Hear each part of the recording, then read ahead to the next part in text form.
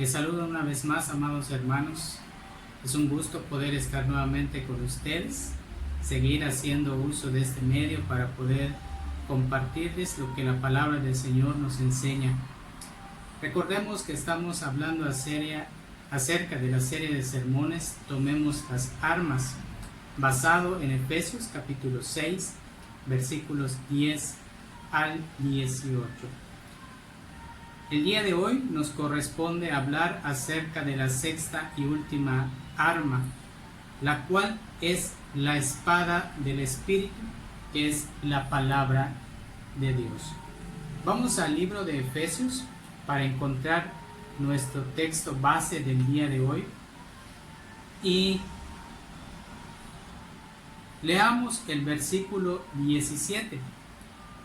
Usted ahí en su casa puede leer el texto señalado desde el 10 y concluimos en el verso 17. Únicamente leeré el verso 17, el cual dice: y tomad el yelmo de la salvación y la espada del Espíritu, que es la palabra de Dios. La espada del Espíritu. Esta mañana o el día de hoy llegamos a nuestro último estudio de la armadura del cristiano. Vamos a examinar en esta última parte de la armadura el versículo 17. Finalmente, conforme Pablo expresa lo que el creyente necesita para vencer a Satanás y a sus huestes, él termina diciendo: y tomad el yelmo de la salvación y la espada del Espíritu, que es la palabra de Dios. No sé si llegamos a entender la totalidad de lo que significa tener la espada del Espíritu, pero estoy seguro que no lo entendemos. Sin embargo, este libro, la palabra de Dios, es increíble, incomparable, y es el arma final que todo soldado debe portar. El elemento final de la armadura que se le da al creyente en la batalla contra Satanás es la palabra de Dios. Y el hecho triste es que tantos cristianos realmente no saben cómo usarla. Es un arma que todos los cristianos la conocemos, pero tristemente no sabemos cómo utilizarla. Nos volvemos víctimas entonces de Satanás debido a nuestra ineptitud en el uso de la espada. ¿Se da cuenta, amado hermano, de qué tipo de libro es este que nosotros poseemos? ¿Realmente usted entiende lo que tiene en su mano conforme ve sus palabras y sus páginas? Permítame decir lo que la Biblia dice de sí misma. En primer lugar, la Biblia dice que es infalible, que es inerrante, que está completa. La Biblia tiene autoridad, es suficiente, es eficaz, es divina.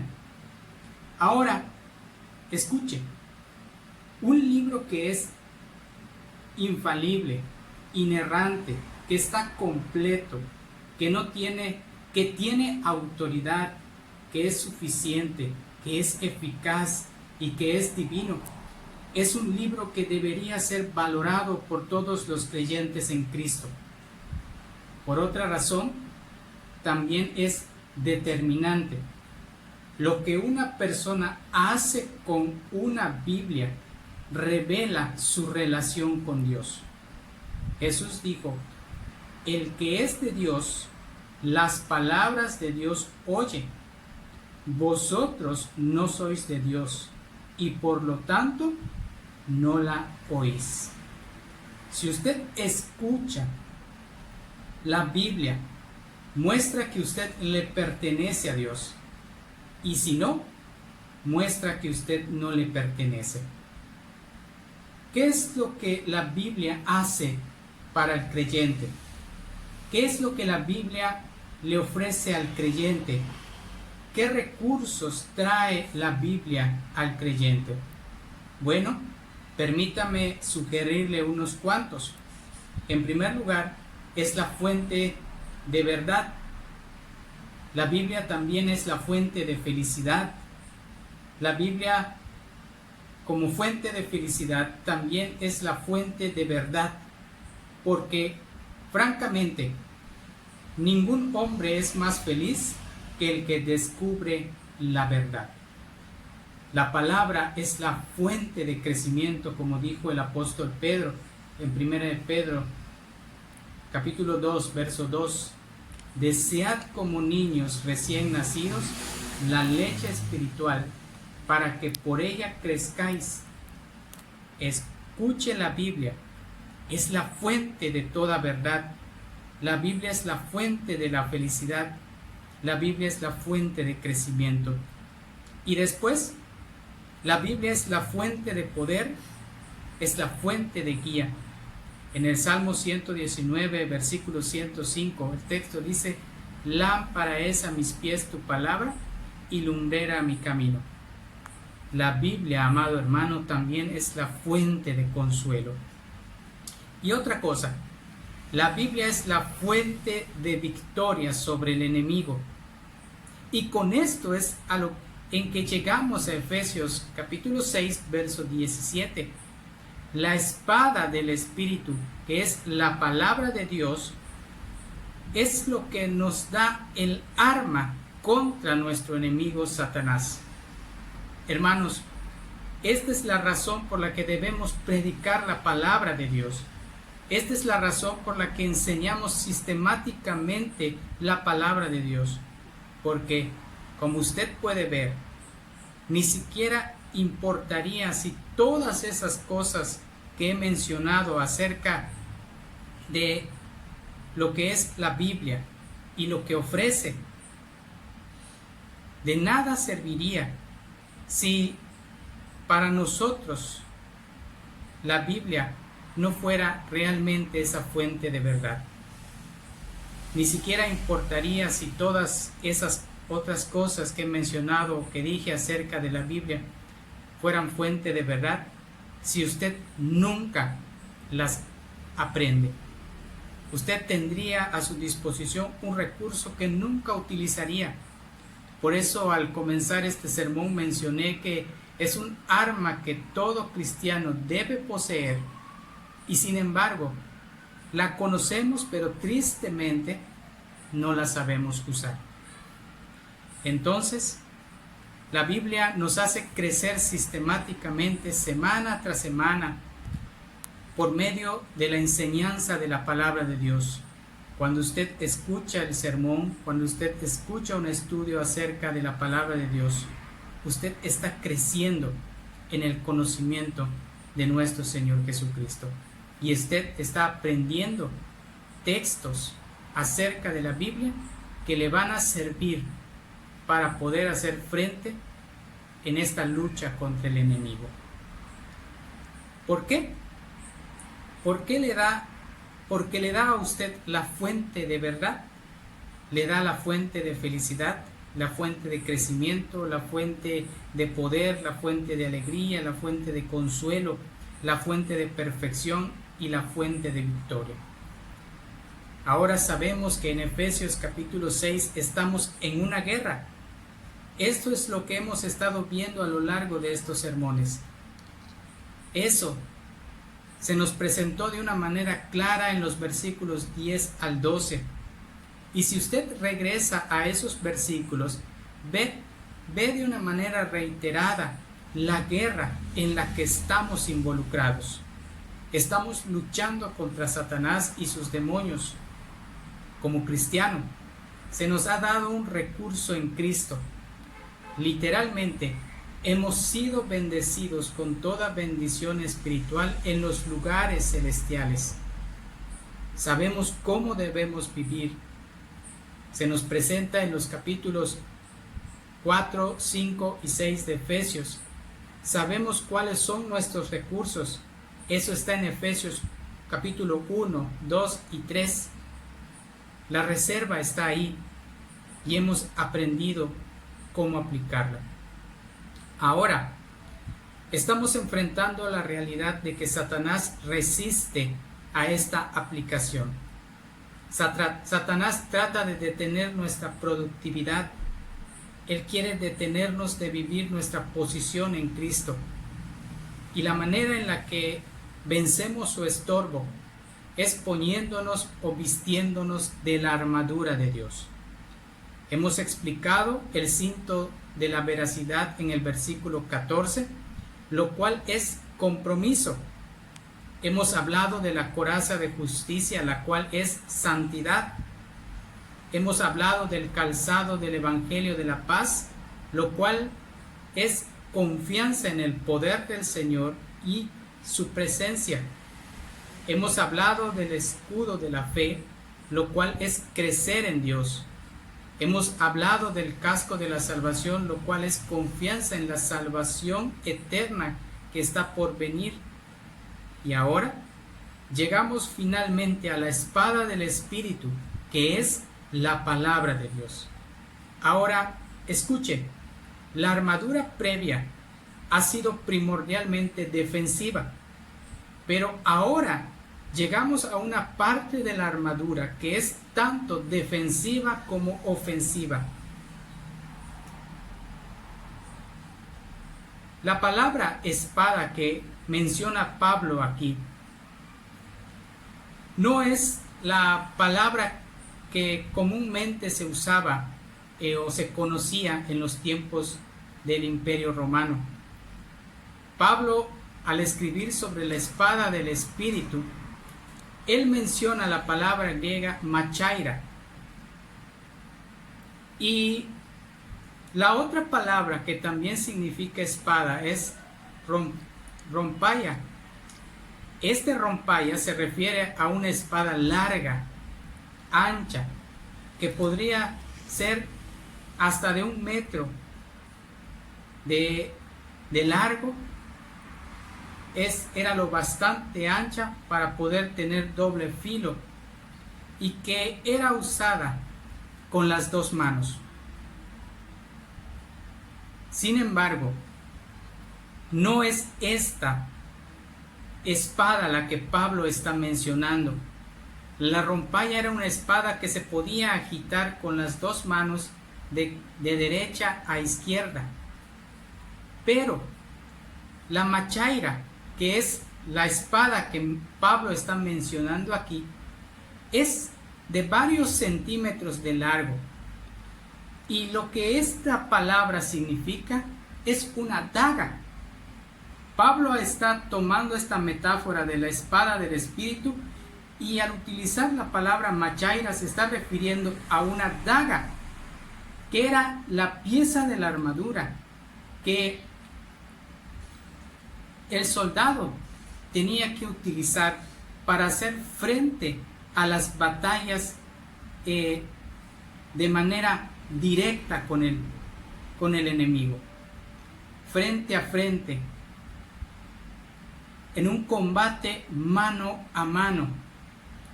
Pero la palabra que Pablo está utilizando al referirse a machaira, esta espada se caracterizaba no solamente por ser delgada y corta, sino que se caracterizaba porque se tenía que utilizar con precisión.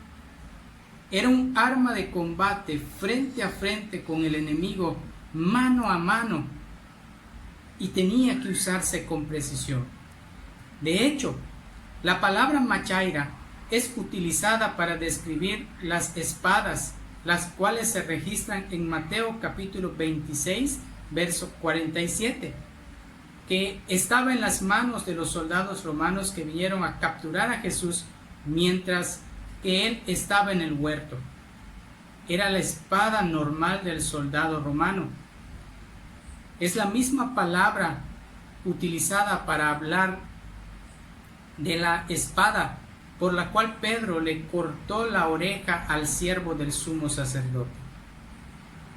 Es la misma palabra utilizada, machaira, para hablar de la espada usada en Hechos 12:2 para matar a Jacobo el hermano de Juan.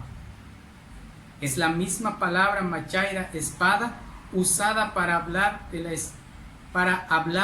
de la espada que se usa contra los héroes de la fe en Hebreos 11. Es la secuencia normal de tamaños en esta machaira.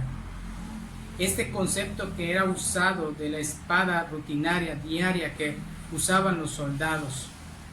Pero en cada caso parece aparente que una machaira tenía que ser usada de una manera precisa para ser eficaz.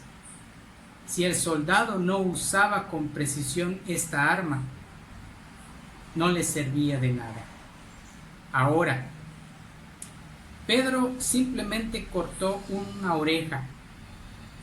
Estoy seguro de que si él hubiera tenido la espada conocida como rompaya, él habría no solamente cortado la oreja del hombre, sino también esa espada habría llegado hasta el pie de aquel soldado. La machaira estaba larga, pero no tan larga como la rompaya. Y como era un arma precisa, solo podía dañar, como en el caso de Pedro con el soldado del sumo sacerdote, la oreja o algún órgano que él hubiera señalado con precisión. Amado hermano, observemos lo que dice el versículo 17. Él dice, la espada del Espíritu. En el griego, Pablo escribe lo siguiente, tou neumatos, que puede ser traducida como por el Espíritu. Lo que Pablo está diciendo aquí se está refiriendo al origen del que procede. La espada es dada por el Espíritu, de tal manera que es la espada del Espíritu, en el sentido de que es el Espíritu el que lo ha dado. Es lo que nosotros conocemos como inspiración. Recordemos que las Escrituras se nos fueron dados por medio de la inspiración del Espíritu Santo. Nuestra espada, amado hermano, es una espada espiritual porque fue dada a nosotros por el Espíritu Santo. Cuando usted se volvió cristiano, usted recibió esta espada. ¿En qué sentido? A través de las Escrituras. La Biblia ahora es la espada que usted debe utilizar. Pero también el incrédulo la tiene. No solamente el creyente, sino también el incrédulo. ¿Cuál es la diferencia entonces? Que a diferencia del incrédulo, nosotros como cristianos tenemos la presencia del Espíritu Santo en nosotros, la cual nos ayuda a entender y comprender las Escrituras. Recordemos lo que también se nos fue escrito, que las cosas espirituales se han de discernir espiritualmente. Los incrédulos carecen de la presencia del Espíritu Santo, por lo tanto, nunca podrán llegar a comprender lo que las Escrituras enseñan. Es el Espíritu de Dios viviendo en nosotros que hace que la palabra de Dios esté disponible en el creyente. Entonces, cuando usted se convirtió en un creyente, usted recibe la palabra de Dios y el Espíritu de Dios, en conclusión, tiene la espada. Entonces, la espada se vuelve nuestra como creyentes. Pero ahora es cuestión de cómo aprendemos a usar la espada. Tenemos la espada, pero tenemos que aprender a cómo usarla. Amados hermanos, la Biblia en su vida es un arma.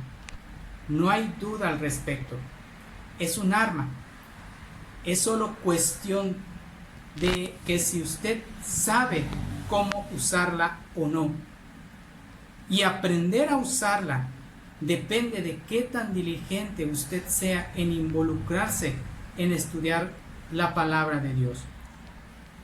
Esa es la razón por la que el apóstol Pablo pasó 3 años en Éfeso y dijo: yo les he declarado todo el consejo de Dios. ¿Por qué? Él quería enseñarles cómo usar la espada. Él quería darles para que pudiera usarla de manera eficaz. Tenemos un arma espiritual, el cual es la palabra de Dios. Una espada que no fue forjada en algún lugar humano o templada en fuegos terrenales. Una espada que tiene un origen divino, un arma poderosa, eficaz, sorprendente, que es todas las cosas que dije antes acerca de la Biblia. Es incomparable, que está en las manos de un creyente, tan poderosa que nadie puede resistirse y nadie puede vencerla. Eso es lo que nos enseña Hebreos capítulo 4, cuando se habla acerca de que la palabra de Dios es viva y eficaz y más cortante que toda espada de 2 filas, y penetra hasta partir el alma y el espíritu, las coyunturas y los tuétanos, y discierne los pensamientos y las intenciones del corazón. Es esta espada que el Señor nos ha dado. La espada es un arma tanto defensiva como ofensiva. En su capacidad defensiva, cuando el soldado estaba peleando mano a mano contra otro soldado, contra el enemigo, él podía tomar esta espada y con la mano detener el ataque también de la espada del enemigo. Usted literalmente puede quitarse sus ataques con el uso apropiado de la palabra de Dios. Por ejemplo, vemos a nuestro Señor Jesucristo en Mateo capítulo 4 y en Lucas capítulo 4, que Satanás viene a él 3 veces. Satanás lo ataca con 3 tentaciones distintas. Y estas tentaciones fueron directas hacia la persona de Jesús. Pero nuestro Señor Jesucristo usa la machaira. El Señor Jesús no la usa de una manera indiscriminada como la usó Satanás.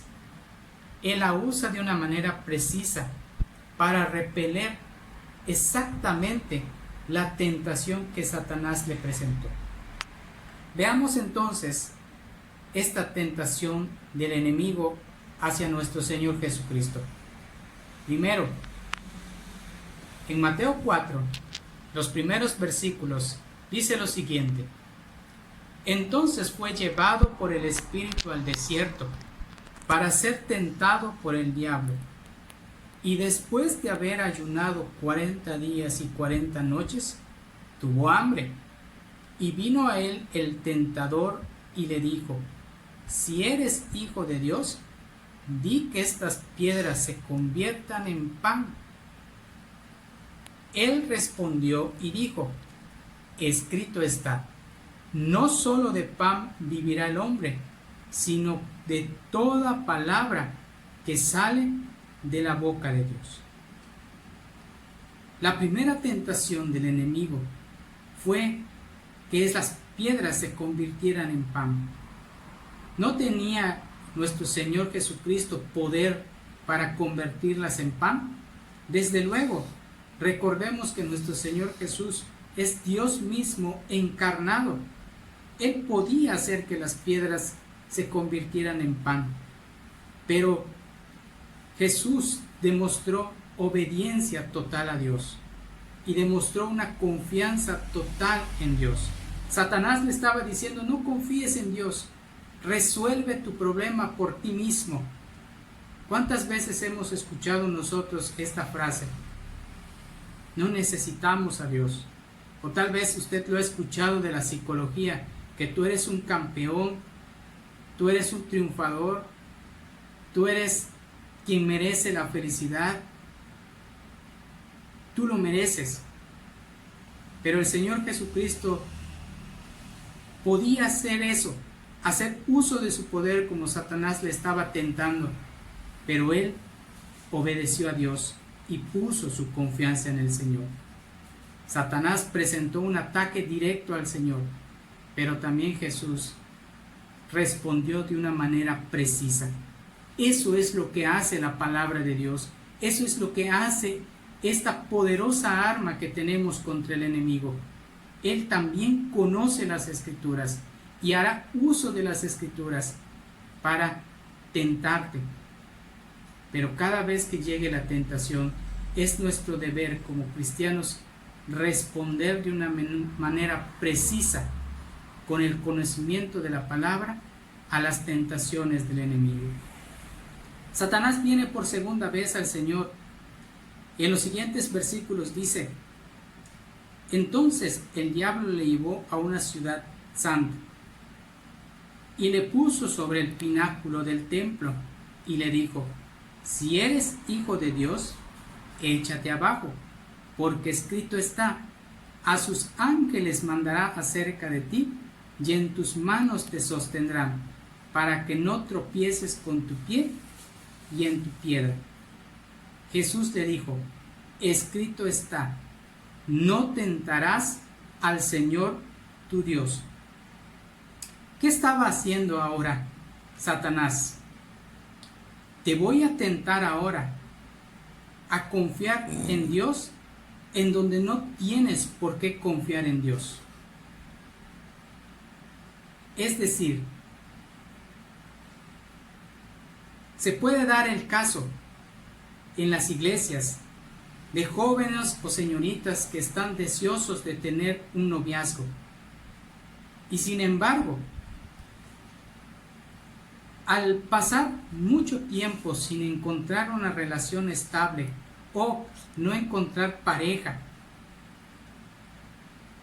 escuchan el susurro de la voz de Satanás, ya que no hay chicas a quienes enamorar dentro de la iglesia, o ya que el Señor se está tardando mucho tiempo en cumplir su promesa, resuelve tu problema por ti mismo. Ve y busca a una mujer que no sea de tu misma fe. Era algo similar lo que Satanás estaba diciéndole al Señor: resuelve tus problemas por ti mismo, no confíes en Dios, atrévete. Y como les mencionaba en el caso de este joven que puede llegar a desesperarse por no tener una relación, puede llegar a desconfiar en los tiempos de Dios y caer en la tentación de buscar una relación fuera de la iglesia del Señor, buscar una relación con una mujer que no es de su misma fe. La tercera vez, Satanás le dice al Señor, otra vez le llevó el diablo a un monte muy alto y le mostró todos los reinos del mundo y la gloria de ellos, y le dijo: todo esto te daré si postrado me adorares. Entonces Jesús le dijo: vete, Satanás, porque escrito está: al Señor tu Dios adorarás y a Él solo servirás. Nuestro Señor Jesucristo hace un ataque inminente de una manera precisa a la tentación que ahora le estaba presentando Satanás. Satanás hace uso de las Escrituras. Estaba mencionando un texto bíblico, pero lo estaba mencionando fuera de su contexto. De tal manera que al hacer uso de un texto fuera de contexto, estaba seduciendo y tentando al Señor. Pero el Señor retoma ese texto, toma en el contexto correcto y le dice: vete, Satanás, porque también está escrito: al Señor tu Dios adorarás y a Él solo servirás. Amados hermanos, muchas veces solemos sacar los textos fuera de su contexto para justificar nuestro pecado. No queremos muchas ocasiones congregarnos en la iglesia, no queremos en muchas ocasiones celebrar nuestros cultos familiares, no queremos un compromiso con el Señor y con su iglesia, y nos justificamos diciendo que yo creo en Dios y con creer en el Señor es suficiente. Es un texto fuera de contexto. La Biblia habla acerca de fe, la fe en el Señor Jesucristo. Y cuando nosotros, amados hermanos, hacemos uso correcto de las Escrituras, estamos atacando de manera directa a la tentación del enemigo. Amado hermano, nosotros tenemos esta arma que es la espada del Espíritu, que es la palabra de Dios. Usted tiene en su casa las Escrituras. Usted tiene la responsabilidad ahora como creyente en Cristo Jesús de ser diligente en escudriñarlas, ya que si usted no es diligente en ello, usted nunca podrá saber cómo usar las Escrituras. Por ejemplo, cuando a usted se le acerque una persona, un joven, buscando algún consejo, por ejemplo, acerca del aborto, ¿qué dice la Biblia acerca del aborto? ¿Qué le contestaría usted a este joven? ¿Conoce los textos que hablan acerca de esto? Si no es así, entonces no podremos ayudar a este joven o a esta persona. Es de ahí la importancia de que como creyentes, para ser directos al ataque del enemigo, tenemos que hacer uso preciso de las Escrituras para que puedan ser eficaces. Esta es nuestra responsabilidad ahora. Usted tiene que ahora, amado hermano, ser específico en el uso de los textos cuando la tentación llegue a su vida. Una mujer desconfiada, desesperada por asuntos de dinero, puede llegar a cometer los pecados más atroces. ¿Cómo aconsejaríamos a una mujer que está desesperada por una situación económica y se le presenta una urgencia de dinero? Y de repente a la mujer se le presenta la oportunidad de tener intimidad con su jefe a cambio de dinero. La tentación está ahí. ¿Cómo responderíamos a esta tentación? La palabra del Señor nos enseña que aún en los tiempos difíciles hay que aprender a confiar en el Señor. Nada justificaría que esta mujer cometiera o cayera en la tentación de acostarse con su jefe para obtener el dinero que necesita. La Biblia nos enseña que hay que confiar totalmente en Dios a pesar de lo oscuro o triste que parezca la situación en nuestra vida. Amado hermano, es la razón de por qué tenemos que ser precisos en el uso de las Escrituras. Y espero que a lo largo de este pequeño sermón hayamos nosotros podido entender que lo que el día de hoy significa hacer uso de la espada del Espíritu, que es la palabra de Dios, es que tenemos que usarla con precisión para que pueda ser eficaz.